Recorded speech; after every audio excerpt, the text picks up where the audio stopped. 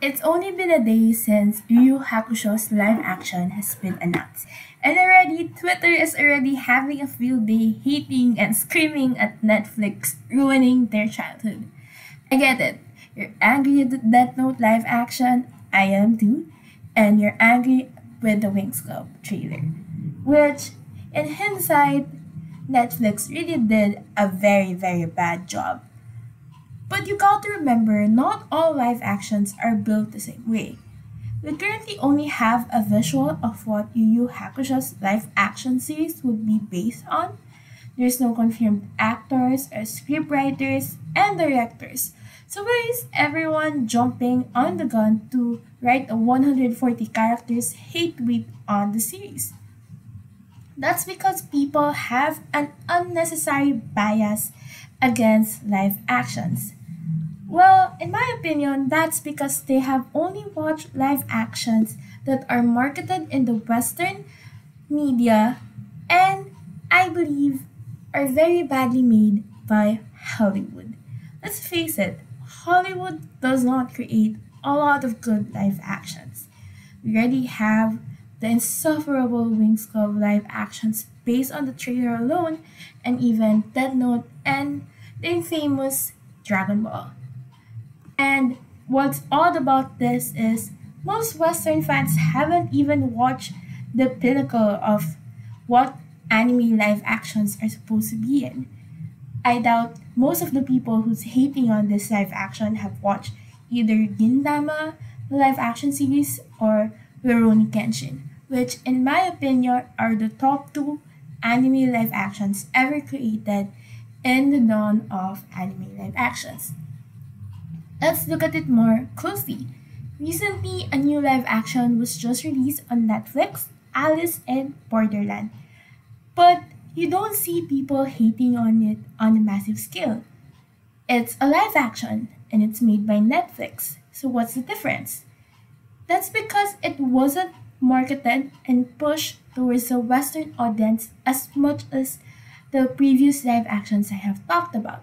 The series have a very small and loyal fan base compared to Yu Yu Hakusho, but if you look at the Japanese and most Southeast Asian fans, everyone is excited on the show. There's people having watch parties and are tweeting about it, and it even went trending on the Southeast Asian and the Japanese and Korean fan base. There's a press release, and a lot of people are very excited with Kento and Tao having another live action together. It has been since 2015 when they worked together in Orange, and now it's them again in Alice in Borderland. So, what am I getting at here? Alice in Borderland has a very good rating, and the Asian perspective, it's getting number one on Netflix, and there's no hate.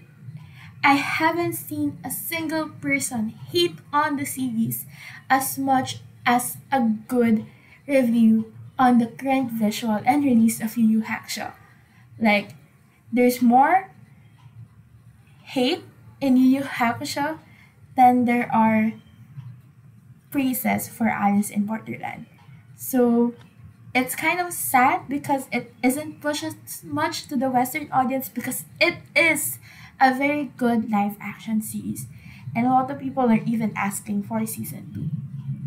Now, I don't want to talk more about Alice in Borderland. I want to give you another example, which would be the live action of Watercolor.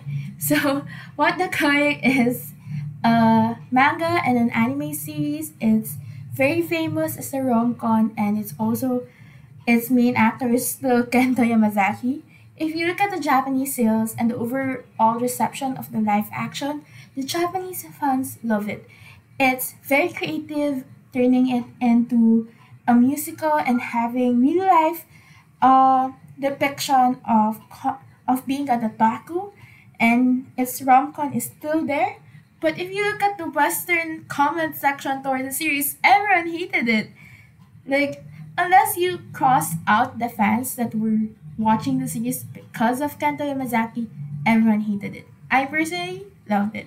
So, now my opinion on why this keeps on happening is because Western fans have always have this huge perspective and expectation that the shows have to be made for them, for their taste and satisfaction. But that's the thing. These shows are mostly targeted at the Japanese audience and culture. There's some connotations, there's some subtle messages that are going past across the heads of Western audience because they don't understand why a certain character or why this type of action and drama is being portrayed towards the series. Unless the live action is specifically developed by Hollywood and American creators and directors, the shows, the live actions, was made with the Japanese fans in mind first, and Western and international fans second. And this creates a drift. The American fans are expecting the scenery of Full Metal Alchemist to be filmed on Germany and Europe, fully expecting Al and Winry to be casted as natural blondes and for them to speak English, when in reality, having an adaptation of a well-established franchise with an already popular actor and singer, Yamada Ryosuke, is already enough for the Japanese fans and to get their attention. After all, Yamada Ryosuke is a great and famous singer from Heisei John. There's this difference that people hated seeing Yamada Ryosuke act and feel like he's so fake, but when you look at the Japanese fans, everyone loves him and keeps on watching him. There's a reason why he's almost everywhere in the live action genre of Japanese films.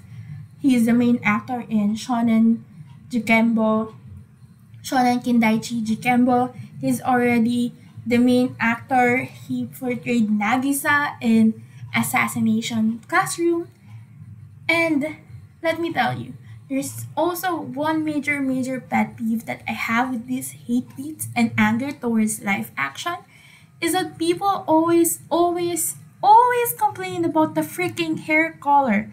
As if Nagisa from the Assassination Classroom not having blue hair in the live action is already a major sin. Now I ask you, is that relevant to the plot? Does Nagisa have to have blue hair? No, so stop whining about the character's hair. So, in conclusion, what do I want to say? I want you and everyone who's watching this video and who's going to watch Yu Hakusho to have an open mind.